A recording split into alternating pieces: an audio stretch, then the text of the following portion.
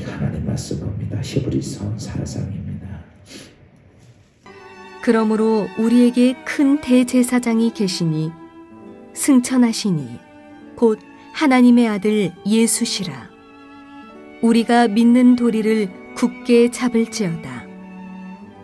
우리에게 있는 대제사장은 우리의 연약함을 동정하지 못하실 리가 아니요 모든 일에 우리와 똑같이 시험을 받으신 이로되 죄는 없으시니라.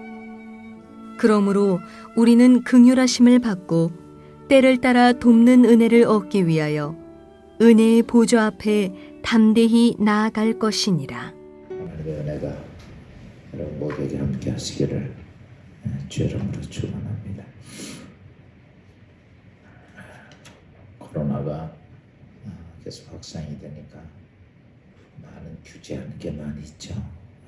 또 나라에서 규제하는 문제를 우리가 무시할 수도 없지만 또 하나님 앞에 믿음의 모습은 믿음대로 잘 지켜야 하기에 우리가 여러분 특별히 감염병에 대해서 우리가 그냥 무시하거나 그러지 않고 잘 관리할 수 있기를 바라고, 또 교회에서 신앙 예배를 드리면서도 우리도 그들과 부딪히지 않고 지혜롭게 잘 드릴 수 있는 방법이 필요한 것 같아요. 그래서 하나님 앞에 이제 이번 주일부터 또 2.5단계이니까 예배 드리는 데는 많은 지장이 많죠. 그렇죠? 그것에 대해서 하나님께서 주시는 우리의 지혜를 가지고, 그래서 너희가 지혜가 부족하거든 후히 주시고 능력 우리 후히 주신 하나님께 구하라. 전 이렇게 믿습니다.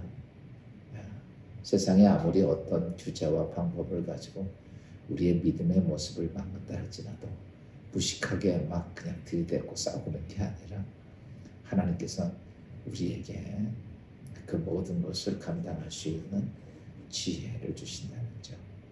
이 지혜는 세상의 지혜가 아니라 하늘의 지혜고 하나님의 은혜이기 때문에 그런 모습으로 우리의 신앙의 모습들이 바로 가야 될 거라고 믿습니다. 오늘 말씀 잠깐 보면 제가 여러분 이제 어제까지 하나님 보좌가 어떤 것인가, 하나님 보좌에 가는 우리가 하나님 보좌 앞에 가는 것은 우리가 뭐 능력 있고 잘난 것은 아니죠. 우리가 하나님 보좌 앞에는 하나님의 영에 의해서 우리가 하나님 보좌 앞으로 나가는 거지. 종종 예수 믿는 사람이 내가 교회 갔다라고 해서 내가 믿었다라고 믿는데, 분명한 사실은 오늘 내가 예수 그리스도가 나의 구주 되심을 믿는 것은요, 내가 생각해서 믿는 게 아닙니다. 그 오래전 2000년 전에 십자가에 죽으신 예수님이 나와 하면 도대체 뭔 상관이 있습니까? 뭐 나에게 어떻게 보면 내가 육적으로 이 땅에 사는데 아마 0.1%라도 도움이 됐다면 문제가 되겠지만 그것도 아니란 말이죠.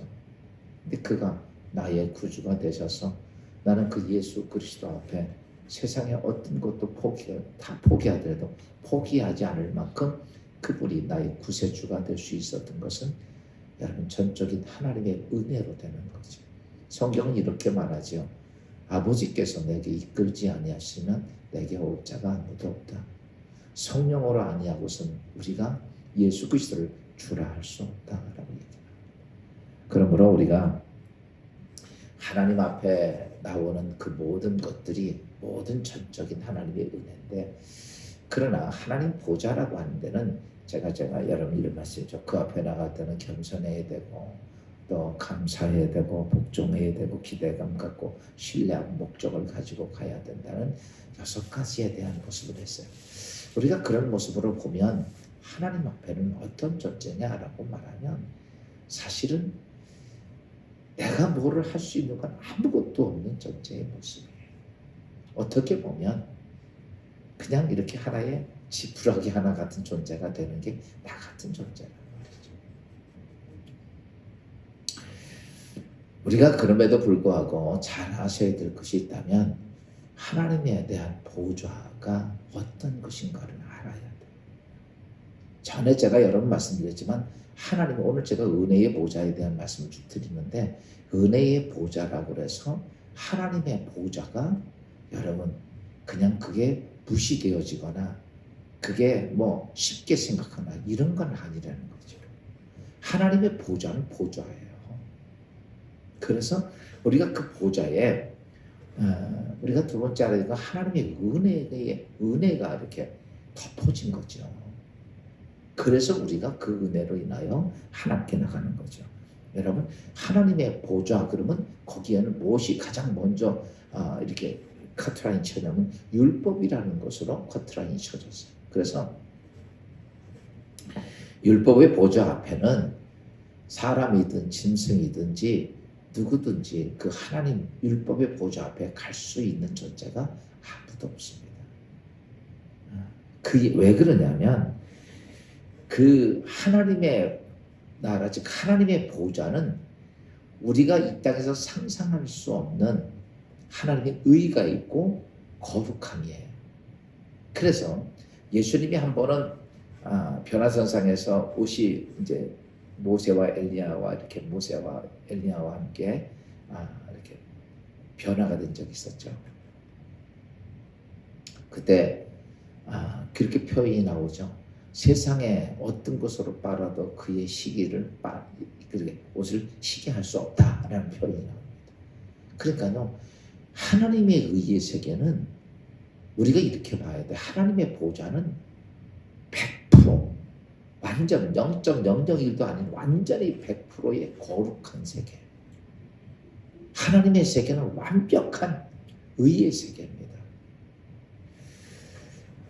그 거룩하고 의의 세계의 규정을 딱 짓는 게 뭐냐면 바로 율법입니다. 그래서 우리가 하나님의 그 율법 앞에 우리는 어떤 모습이냐면 하나님의 세계가 어떤 것인가 쉬운 일이 그거죠. 어느 정도의 커트라인 딱 정해놓은 거야. 하나님의 의가 딱 이만큼이다. 하나님의 의의 세계는 이만큼이다. 딱 정해놓은 기준이 뭐냐라고 말하면 율법입니다. 그런데 하나님께서는 시내산에서 모세에게 율법을 주셨어요.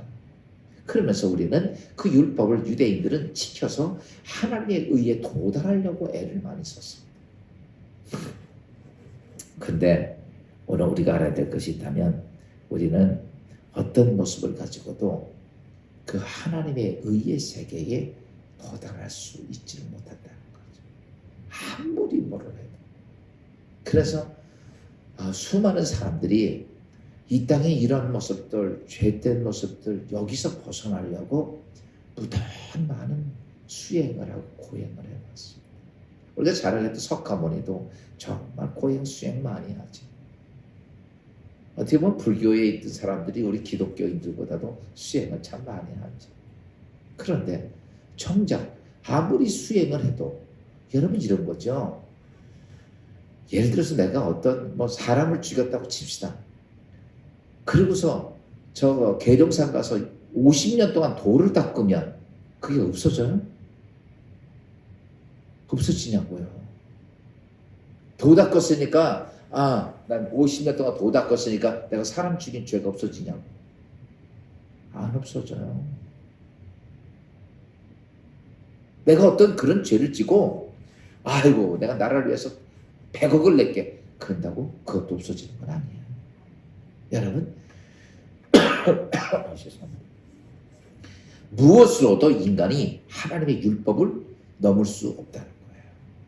그 율법이라고 하는 자체가 하나님의 의에 대한 것, 하나님의 거룩함에 대한 것을 넘을 수 있는 길이 아무도 없습니다. 그래서 성경은 의인이 없나니 하나도 없다고 그래서 다 죄인이라고 얘기합니다. 죄인이 우리가 지금부터라도 내가 의롭게 살려고 애를 써서 최선을 다해도 이전에 있었던 것들만 아니라 우리의 삶 속에서는요, 우리의 인간의 능력으로는 절대로 이 의를 넘을 수가 없습니다. 성경은 이렇게 말하죠. 로마서 3장 20절 말씀 봅시다. 다 같이 시작. 그러므로 율법의 행위로 그 앞에 의롭다 하심을 얻을 육체가 없나니 율법으로는 죄를 깨달음이니라. 그러니까 우리가 율법의 행위로서는 우리가 아무리 내가 뭐 거룩하게 살고 깨끗하게 살고 뭐 한다 그래도 우리는 그 하나님의 의의 세계를 들어갈 수 있는 그 단계를 넘을 방법이 있다 없다? 없다는 얘기예요. 그래서 성경은 이렇게, 그러면 하나님 우리에게 왜 율법을 주셨냐라고 말하면 제가 지금 말씀했던 하나님의 거룩한 세계의 기준이야, 기준. 그것을 우리에게 율법을 주신 거지, 그 율법을 우리가 그냥 어떻게든지 지켜가지고 내가 갈 수 있느냐? 성경 또 한번 이렇게 말씀하고 있습니다. 갈라디아서 2장 16절은 이렇게 말하죠. 봅시다. 시작. 사람이 의롭게 되는 것은 율법의 행위로 말미암아 것이 아니요 오직 예수 그리스도의 믿음으로 말미암아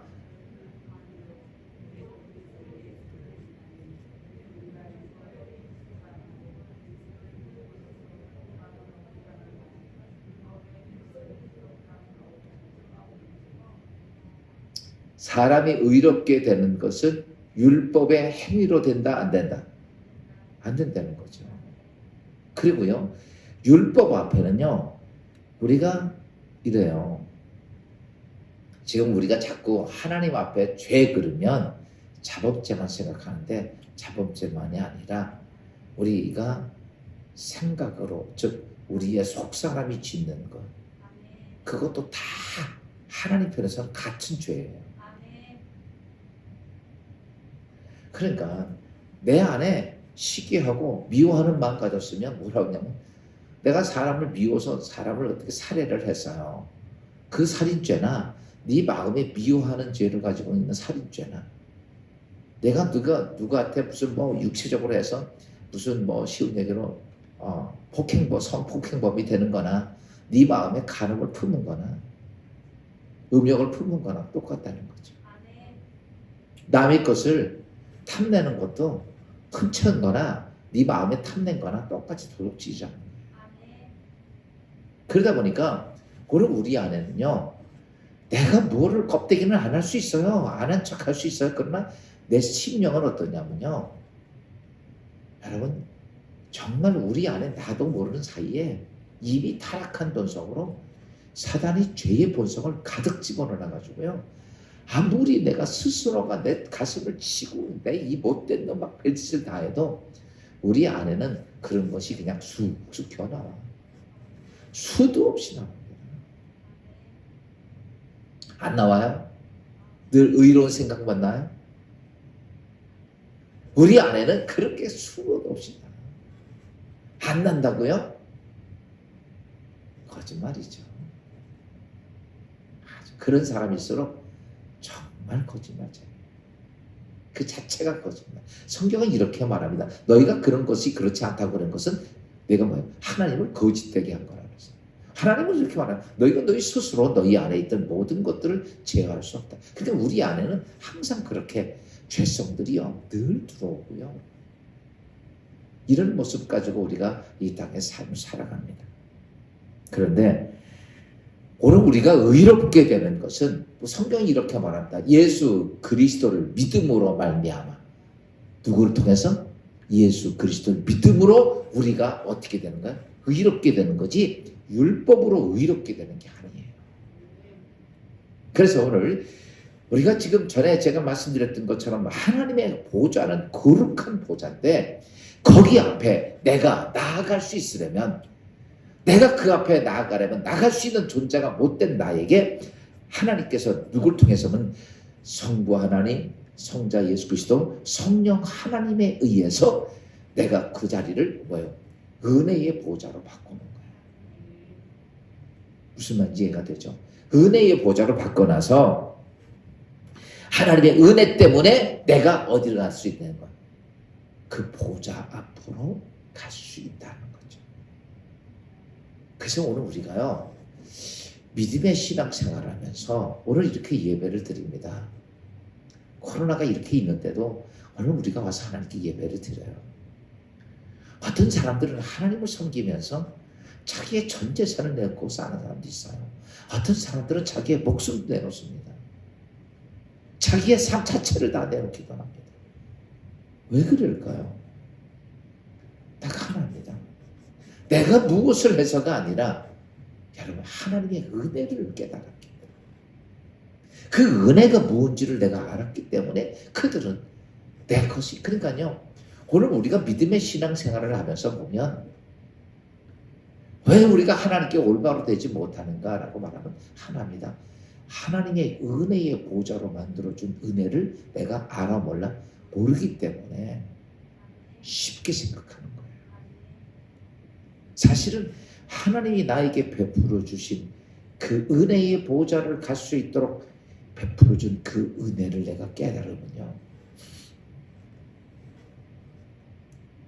오늘 우리는 아마 저는 이렇게 생각이 들어요.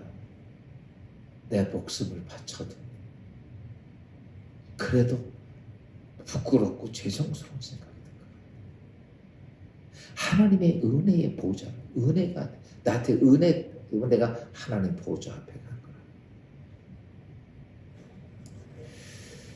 거라. 여러분, 오늘 우리가 이제 은혜의 보좌에 대한 말씀을 드리는데 신앙생활을 하면서 가장 중요한 것이 하나님의 은혜를 깨닫는 거예요. 좀 전에도 말씀했지만 내가 오늘 이렇게 하나님 앞에 하나님을 아버지라 부를 수 있는 게요. 여러분 상상할 수 없는 은혜예요. 지금은 우리가 잘 인지가 안 될 수도 있어요. 그런데 여러분이 이 땅에 내 생명이 끝나는 순간에 예수 그리스도의 은혜와 성령의 인도하심과 하나님의 무한한 사랑으로 내가 하나님 나라에 들어가게 된 것을 깨닫게 되면 그리고 그 속에 그 안에서 하나님의 보좌가 하나님의 존재가 어떤 분이라는 사실을 깨달으면 아마 그래서 하나님의 나라는 우리가 천국을 가면 그 은혜 때문에 여러분 사람이 언제가 가장 행복하냐면 진정한 은혜를 내가 깨달았을 때 그게 행복한 거예요. 난 하나님의 세계에서 우리가 하나님을 찬양한다 이런 얘기 많잖아요. 제겐 찬송만 부르나? 저는요 이런 생각이 들어요. 하나님 보좌 계신 그쪽만 쳐다봐도 그냥 눈물이 철철 날 만큼 은혜가 흐르지 않겠나. 아멘. 그 은혜. 여러분 한번 생각을 해봐요. 내가 이 땅에 살 때 내가 잊을 수 없는 은혜를 베풀어 준 어떤 사람이 있다고 한번 해봅시다. 그러면 그 은혜만 생각하면 전에 어떤 부인이 제대했다가 얼마 안 돼가지고 지나가는데 그때가 비가 와서 홍수가 났어요. 아이들 둘이 물에 빠져서 휩쓸려서 죽게 되었는데 이 젊은이가 뛰어들어가서 아이 하나 건져내고 둘까지 건져내고 지쳐서 그는 금리에 휩쓸려서 죽었어요. 나중에 나라에서 그거에서 사람들이 많이 성금을 보내줬거든요. 얼마나 감사해요. 나는 우리나라 정치하시는 분들이 그 젊은이의 정신을 좀 이어받았으면 좋겠어. 그렇죠? 근데 그 부모가 그렇게 많이 받았던 이제 조의금이죠. 그때 한 수천만 원 들어온 것 같아요. 수억인가 많이 들어왔어요. 전국적으로 많이. 근데 그 돈을 몽창 갖다가 그 학교에 기부하면서 초등학교에 기부하면서 그걸 도서관을 세워달라 그래서 그걸 가지고 그 학교 도서관을 세웠어요. 여러분 그 부모가 또 그 아이가 장성하면서 나를 살리기 위해서 그 오빠라고 할 수 있겠죠. 형이라고 할 수 있죠. 그분의 은혜를 생각하면 여러분이 그 사람을 생각하면 내 자식이 그렇게 살았다고 생각할 때 그 사람을 생각하면 얼마나 감사해요. 그 자식이 커가면서 공부하면서 장성해 가고 결혼하고 장가들고 잘 사는 모습 보면서 여러분 그분의 은혜를 잊을 수 있겠어요? 아마 그분의 그날을 아마 평생 그들은 잊지 않고 그걸 잊는다면 개 되지만 못한 거죠. 그런데 여러분 이 땅에 잠깐 사는 나에게 은혜 베푼 것도 우리는 평생 잊을 수 없는데 영원한 하나님의 영원한 거룩한 들어갈 수도 없는 정말 벌레만도 못한 나의 존재를 그 하나님의 은혜로 내가 그 영원한 천국에 갈 수 있어. 거기에 갈 수 있는 건 그분의 죽음과 그분의 도우심과 그분의 인도하심과 그분의 참으심과 이런 걸 통해서 내가 그 보좌 앞에 갈 수 있다. 그 하나님 앞에서 난 이런 생각이 들어. 난 하나님 앞에 감사해서 고개도 못 들을 만큼 그만큼 감사의 눈물도 나고 그것 때문에 내가 구원받고 영생을 얻었다는 기쁨 때문에 견딜 수 없는 그 감격이 있겠다라고 하는 생각이 들더라고요.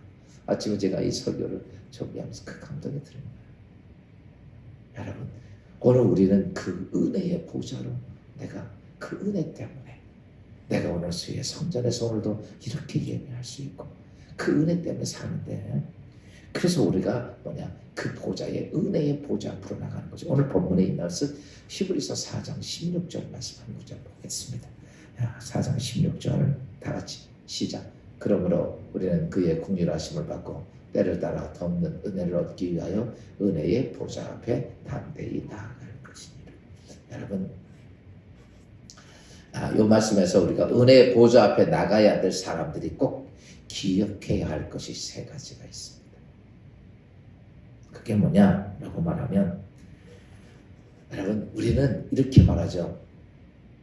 그러므로 우리는 긍휼하심을 받고 우리가 첫째가 뭐냐 이겁니다. 하나님의 긍휼하심이 없으면 안 돼. 우리가 하나님께 잘난 게 있어서 고개 들고 있는 게 아니에요. 내가 오늘 하나님께 한 게 좀 있어서 가끔가다 좀 헌금 좀 드렸다고 고개 빳빳이 세우고 교회에서 내가 헌금 좀 드렸다고 좀 많이 됐다고 교회 주인냥 떠들고 그거 안 되는 거예요. 우리는요 무엇을 내 목숨을 바쳐도 하나님의 은혜의 만분주에 또 감당해야 돼. 근데 오늘 여러분 삶에 우리가 은혜의 보좌가 만들어졌기에 오늘 우리는 꼭 이게 필요합니다. 하나님의 긍휼하심. 그래서 늘 이런 말을 많이 써야 돼. 오 주여 나를 긍휼히 여기소서. 시작.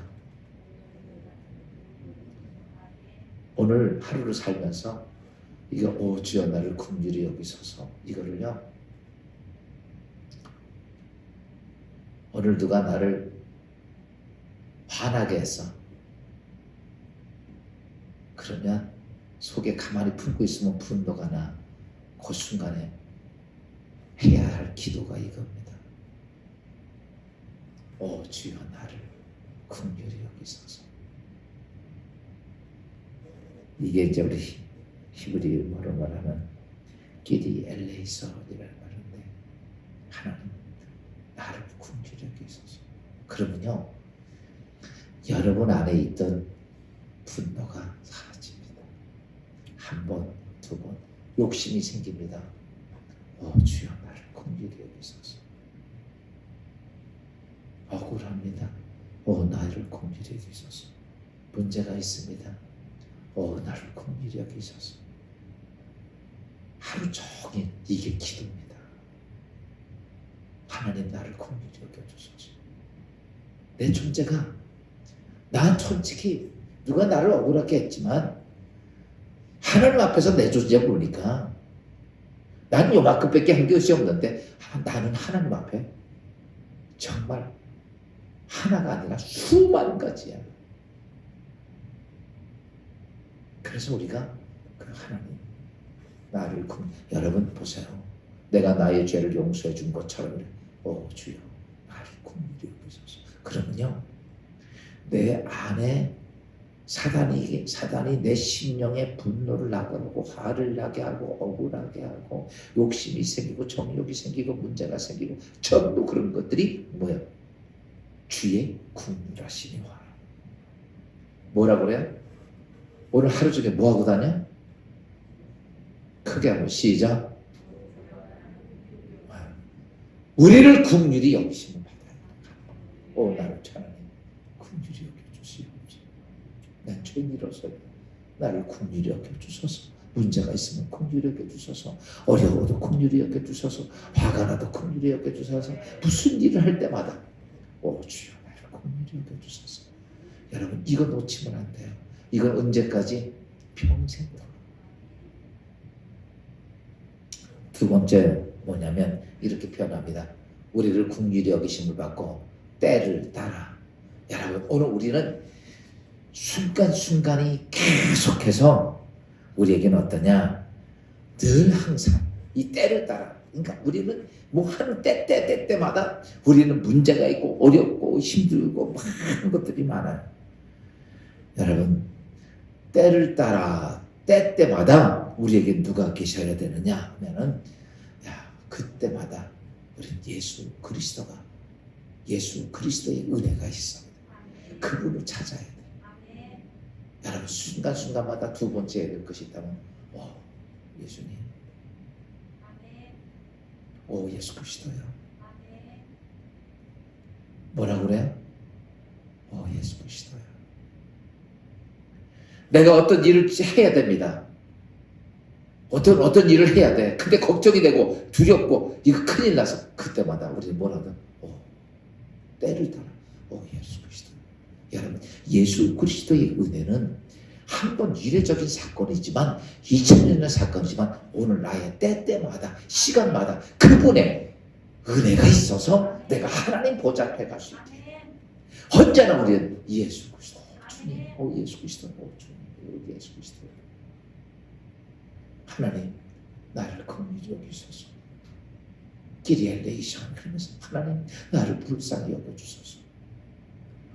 어떤 일을 만나든지 예수 그리스도야. 우리 이 일을 해야 되는데 어떤 문제가 있어요. 아픔이 있어요. 예수 그리스도야. 예수 그리스도. 그리스도에 대한 예수님에 대한 그것이 오늘도 여러분 삶 속에 있어야 돼. 여러분 휘황찬란한 기도만이 기도가 아니라 오늘 내가 예수님을 찾는 것. 여러분 어떻게 보면 지금 여기에서 말씀은 은혜의 보좌의 핵심 딱 세 가지가 있는데 주여 나를 불쌍히 여기소서. 예수 그리스도의 나를 도우소서. 그리고 마지막 하나는 뭐냐라고 말하면 이렇게 말합니다. 은혜를 얻기 위하여. 오늘 우리는 하나님의 은혜를 얻기 위하여 뭐가 필요하냐? 그러면 따라서 합시다. 성령이여, 성령님 나와 함께 하소서. 그래서 우리는 어떤 모습을 가져야 되냐면 성령이여 나와 함께 하소서. 이렇게 보면 돼요. 제일 처음에 나를 긍휼히 여기소서. 누구한테 이렇게 하냐면 아버지한테. 아버지 나를 긍휼히 여겨주소서. 누구한테? 아버지 나를 긍휼히 여겨주소서. 두 번째 때를 따라 주여 예수 그리스도여 나를 도와주소서. 나에게 치유를 주소서. 내가 가야 할 길을 나를 붙잡아 주소서. 세 번째 성령님 나와 함께 하소서. 파라클레오토스라고 하는 성령이여 오늘도 내가 걸어가면서 내 어디를 가면서도 내 어떤 일을 하면서도 성령님 나와 함께 하소서. 이 세 가지가 오늘 여러분들 요즘 제가 매일 기도에 대한 것 아침, 점심, 저녁 꼭 보내드리죠. 해요 안 해요? 안 하시는 분 있어요? 간첩이야. 해야 돼. 앞으로는 진리의 기독교 교인이라면 이거 안 하면 교인이 아니라고 해도 괜찮아요. 그리고 지금 이렇게 하는 거예요. 그건 아침, 점심, 저녁 해요. 그리고 상시 항상 성경 항상 기도해야 되잖아. 항상 해야 할 것이 이 세 가지. 아버지, 나를 불쌍히 여겨주소서. 나를 긍휼히 여겨주소서.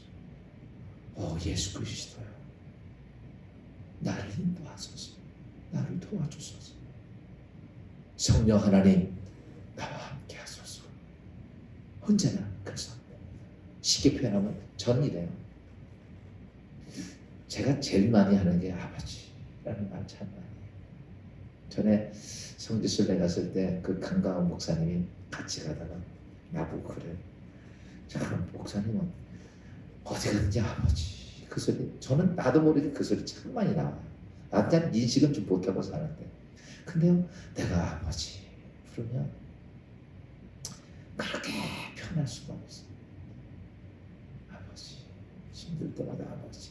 여러분, 그때마다 우리는 하나님 긍휼하심을 사모하는 거, 오늘 그렇게 하고 살아보십시오. 여러분의 삶 속에 사단이 내 속에서 죄를 가지고, 사단이 내 속에서 어떤 걸 가지고 내 인생의 삶을 망가지게 하는 순간이지만, 시간 정해놓고 기도하고, 아버지, 나를 긍휼히 여기소서. 예수 그리스도여, 나를 도와주소서. 성령님, 나와 함께 하소서.